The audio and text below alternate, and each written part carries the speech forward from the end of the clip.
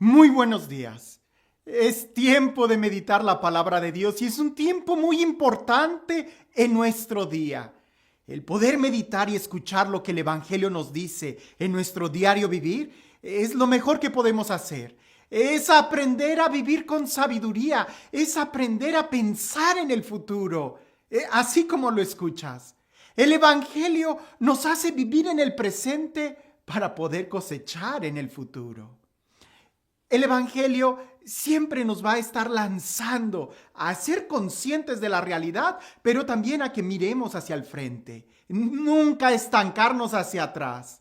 ¿Sabes? Me gusta mucho usar este ejemplo.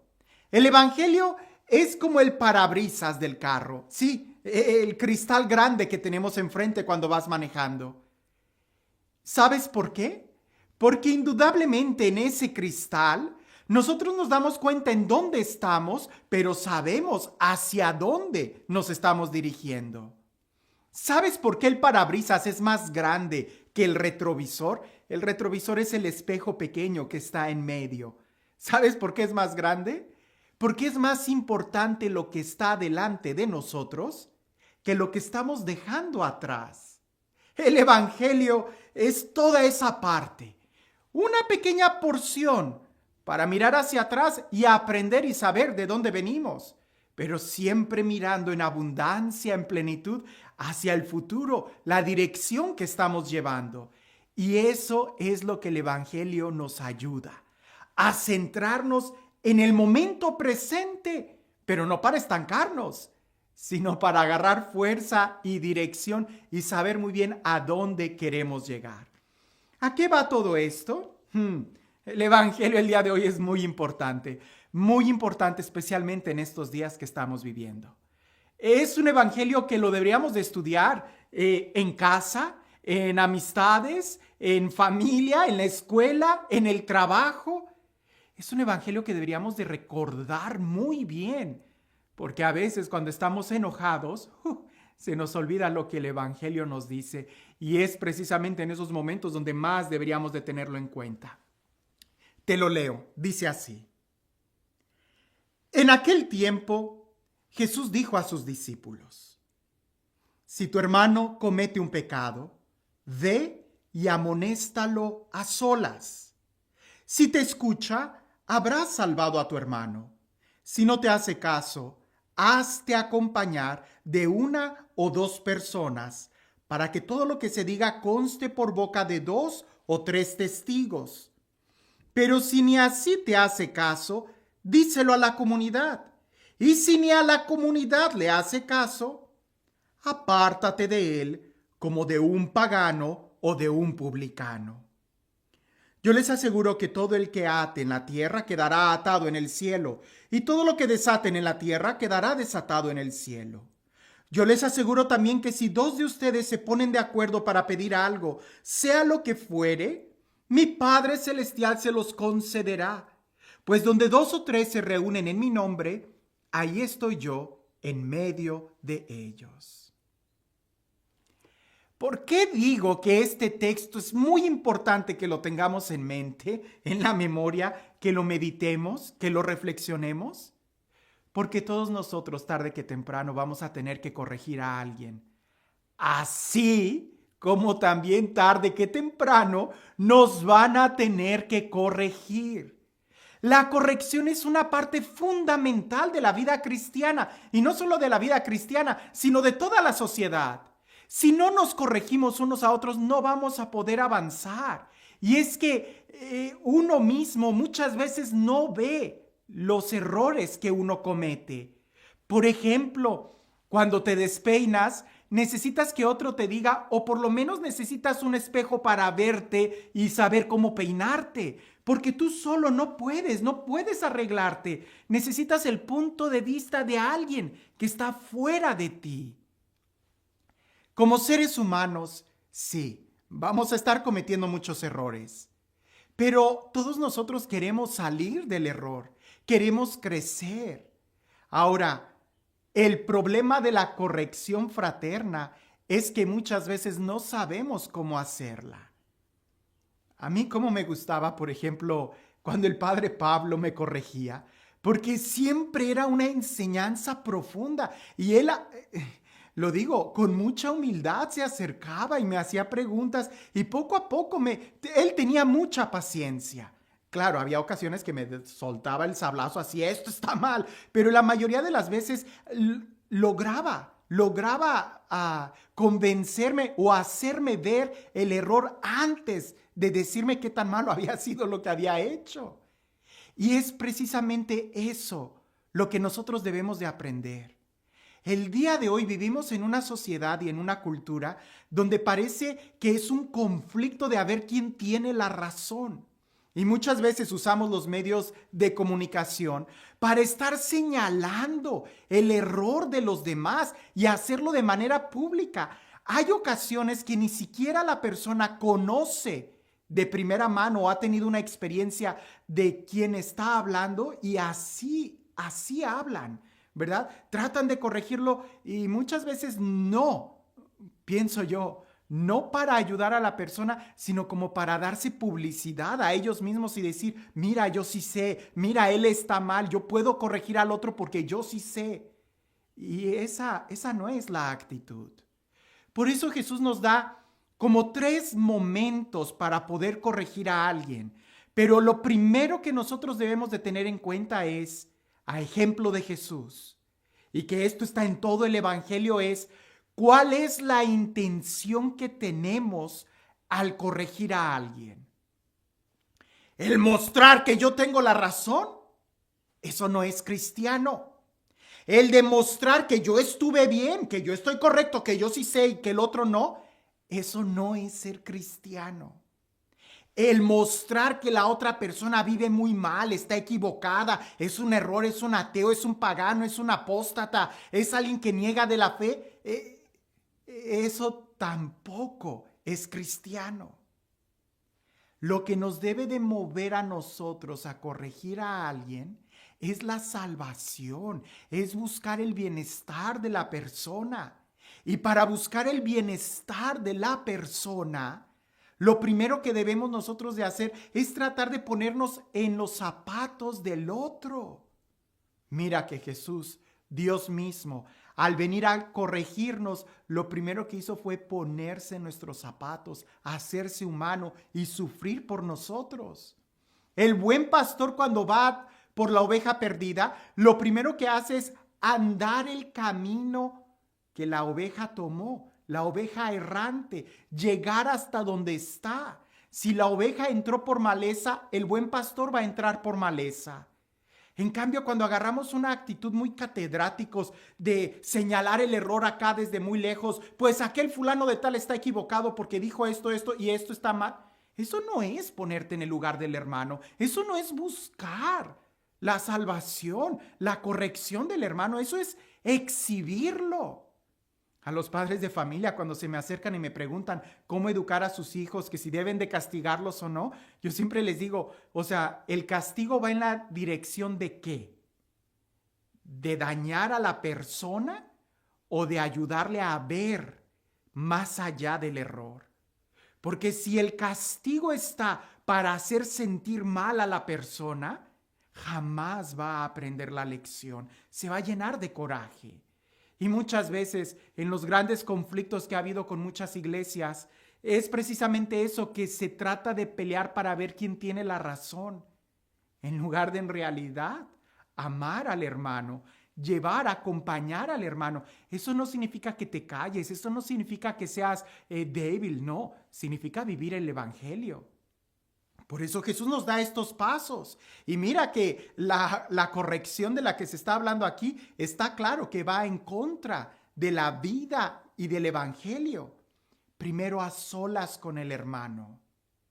Si no te escucha y sigue en el error, lleva a otras personas para que el testimonio ayude al hermano. Cosa muy diferente. A veces nosotros pensamos para que testifique que yo le dije. No. Para que juntos podamos hacerle ver al hermano, a lo mejor yo no tengo la fluidez de palabras, bueno, pues traeré a otros 2 hermanos que me ayuden a decirle, que me ayuden a explicarle. Y si tampoco, Pues entonces a la comunidad, porque lo que buscamos es que el hermano pueda ver el otro punto de vista, pueda ver en qué está el error. Pero jamás es para exhibirlo, jamás es para humillarlo, hacerlo sentir mal, mucho menos para mostrar que yo sí sé y el otro no. Esa actitud no es del Evangelio. Por eso a los papás de familia, cuando me preguntan sobre corregir a los hijos, yo les digo, ¿cuál es tu primer motivación? Te quebró una vajilla. ¿Le vas a dar un castigo para qué? ¿Para que no te la vuelva a quebrar? Eso no tiene sentido. Más bien sería enseñarle y mostrarle el que sea responsable, el que tenga cuidado, el ayudarle a ver. A veces nos enojamos más porque quebró un vaso que porque dijo una mentira. ¿Y qué es más grave? ¿Qué es en donde nosotros deberíamos de ponerle más empeño? En la corrección. Es algo que muchas veces hoy en los sistemas penitenciarios que tenemos se duda si en realidad estén ayudando a la persona ahí. La idea era como meterlos en una especie de retiro, de reflexión, de concientización del que lo que hicieron estuvo mal, pero muchas veces parece que al salir de la prisión salen peor. A veces así sucede. Cuando nosotros queremos corregir a alguien, si no sabemos cómo hacerlo, los frutos van a ser peores. Por eso siempre se debe de hacer con amor. Y cuando Jesús dice, cuando dos o más se reúnen en mi nombre y le piden algo al Padre en el contexto de la corrección fraterna, es orar. Es orar, vamos a ponernos de acuerdo, vamos a orar, a buscar la voluntad de Dios, que Dios venga entre nosotros. En el matrimonio, cuando pelea el esposo y la mujer, ¿de qué se trata? ¿De ver quién tiene la razón? ¿De ver quién estuvo mal? Eso no es ser cristiano. Más bien sería ver cómo juntos seguir avanzando, cómo juntos seguir caminando. Por eso en la corrección lo más importante es el hermano. No yo que corrige, ni siquiera la forma en cómo voy a corregir, ni siquiera el castigo, no. Todo va a estar en torno a ayudar al hermano. Si yo no le voy a ayudar al hermano, me quedo callado. Si el castigo que voy a usar no va a ayudar al hermano, no lo uses.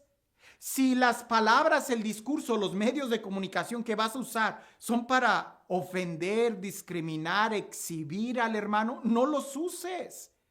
No, aquí se trata de ayudar al hermano. Y aquí se busca mucho la unidad. Por eso Jesús pone el énfasis al final en la unidad y en la presencia de la comunidad. Es importante que nosotros este texto lo podamos tener en cuenta, porque muchas veces cuando nos enojamos, nos sobran palabras hirientes o nos sobran argumentos que a veces es más para demostrar que yo tengo la razón en lugar de para ayudarle al hermano a ver la luz. Es importante que nosotros hagamos un alto, respiremos profundo antes de querer exhibir a alguien, de querer corregir a alguien, de querer castigar a alguien. No, se trata de ayudar al hermano y para eso debemos de aprender a ponernos en sus zapatos y entender primero el por qué. ¿Por qué llegó a esa conclusión? ¿Qué tan herido estuvo el hermano para llegar a tomar esa decisión? Ninguna persona en su sano juicio va a hacer cosas contrarias a la razón. Si está cegado en ese momento es porque ha de tener una herida muy fuerte y ningún doctor va a recetar un medicamento sin antes examinar a la persona. No des un discurso sin antes escuchar a la persona. Y si no eres capaz de escuchar a la persona, de hacerle preguntas, de poder entender lo que la persona está pasando, no digas nada. Es mejor quedarnos callados, porque entonces no solamente el hermano cometió un error, sino que también nosotros cometemos otro error al tratar de corregir de una manera falta de caridad. Y si Dios no está presente, entonces ten la seguridad que no va a haber ningún fruto bueno. Es grande la tarea, pero es importante que nosotros podamos meditar muy bien en que lo más importante es que juntos podamos llegar al reino de los cielos. Y este Dios, el Dios del amor, el Dios de la paz, el Dios de la vida, el Dios de la fraternidad, el Dios que es misericordioso, el Dios que nos enseña cómo amarnos y corregirnos, que sea Él quien el día de hoy nos bendiga, en el nombre del Padre, del Hijo y del Espíritu Santo. Cuentan por ahí que en un campo de guerra, donde la guerra estaba en lo más álgido, en lo más peligroso, se regresa el batallón y cuando llegan, un soldado se da cuenta que su amigo no había regresado de la batalla. Y va y le dice al general: general, mi compañero, mi amigo no ha regresado. Y el general le dice: olvídelo, seguramente ya murió y no voy a perder a ningún otro soldado, quédese aquí. Pues aquel soldado se regresó al campo de batalla por su amigo. Pocas horas después regresa cargando el cadáver de su amigo y él había sido mortalmente herido. Cuando llega ahí, a donde estaban todos los demás soldados, el general lo ve, se molesta mucho y le dice: ahora he perdido 2 soldados. Le dije que no valía la pena ir al campo de batalla. Y aquel soldado, herido de muerte, sangrando, le dice: no, mi general, sí valió la pena, porque cuando lo vi, él todavía estaba con vida y me dijo: Kevin, yo sabía que ibas a regresar por mí. Así es como debemos de corregir. Dejar que también las balas, dejar que también las situaciones nos lastimen, nos hieran, para saber llegar al punto en donde podamos entender el sufrimiento del hermano y saber que vale la pena sufrir con él si puedo salvarlo. Pero si no eres capaz de entrar al campo de batalla, no vas a ser capaz ni de salvarlo y mucho menos de corregirlo. Solamente cuando seamos capaces de caminar el camino de la oveja descarriada y sufrir y pasar por lo mismo que la oveja pasó, es que hasta entonces podremos llamarnos buenos pastores, como el único que fue capaz de ir a la cruz por ti y por mí. Sigamos su ejemplo, que desde la barra nadie va a ver el toro como el que está ahí.